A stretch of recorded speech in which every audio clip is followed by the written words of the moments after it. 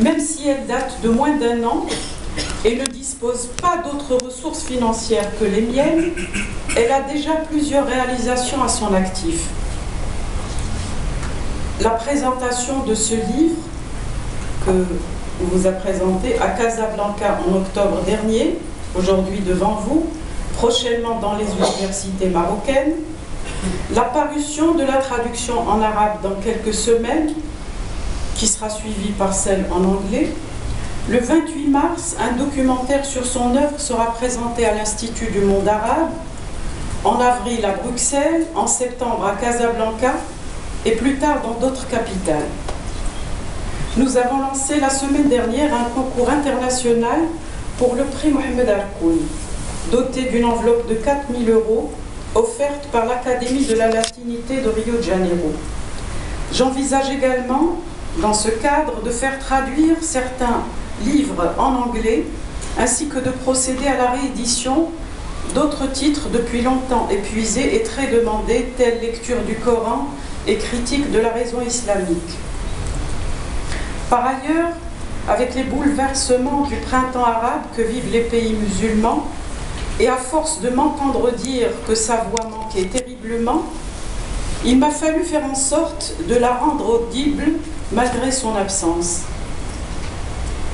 J'ai alors entrepris un travail solitaire, douloureux et quelquefois émotionnellement insoutenable, celui d'écouter et de visionner pendant des semaines près de 200 enregistrements audio et vidéo de ses cours à la Sorbonne, en passant par ses conférences, interviews, émissions radio et télé données à travers le monde et datant pour quelques-uns des années 70-80.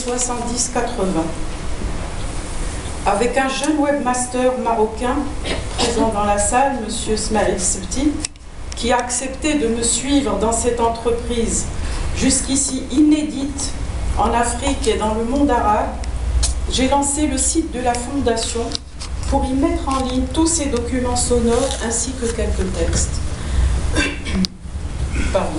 Il fonctionne depuis début novembre. L'accès en est totalement gratuit, mais le travail de finition nécessitera encore du temps. J'ose espérer que des chercheurs se manifesteront bientôt avec des propositions pour une éventuelle modification de son architecture afin de le rendre plus pratique pour une exploitation davantage scientifique. Cette partie du patrimoine qu'il nous a légué est de loin la plus facile d'accès parce qu'il s'y adressait au grand public, d'où l'importance d'en permettre immédiatement l'accès aux internautes en attendant le lancement du site des archives proprement dites que j'ai confié à l'Institut ismaélien de Londres où mon mari enseignait.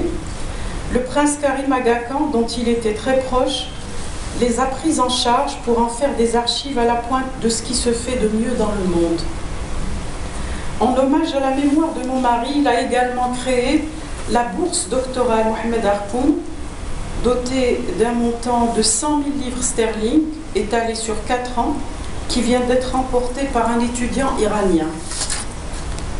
Inutile de préciser qu'aucune initiative analogue n'a été prise par le gouvernement ni par le monde universitaire français.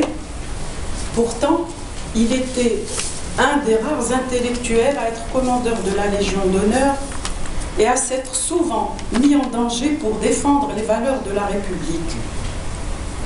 Je profite de cette tribune pour lancer un appel aux responsables gouvernementaux, aux décideurs, aux intellectuels, à la société civile, qu'il appelait sans cesse à s'engager dans le combat contre l'ignorance institutionnalisée.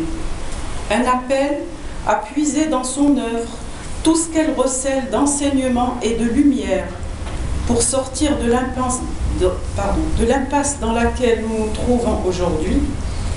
Ainsi, toutes ces années qu'il a si généreusement consacrées à transmettre son savoir ne seront pas effacées et sa pensée ainsi revivifiée restera vivante à jamais. Je finirai par une phrase d'un de ses derniers livres.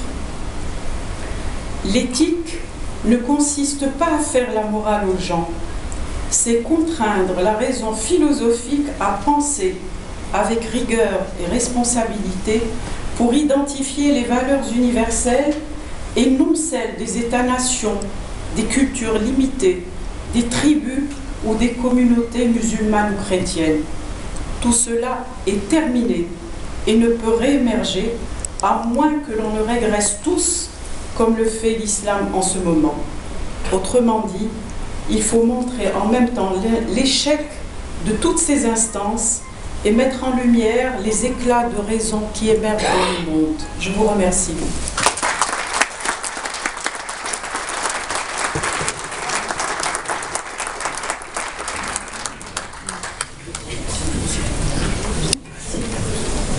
Voilà, après ces exposés magistraux, je pense que la parole peut être donnée à la salle. Est-ce qu'on a un micro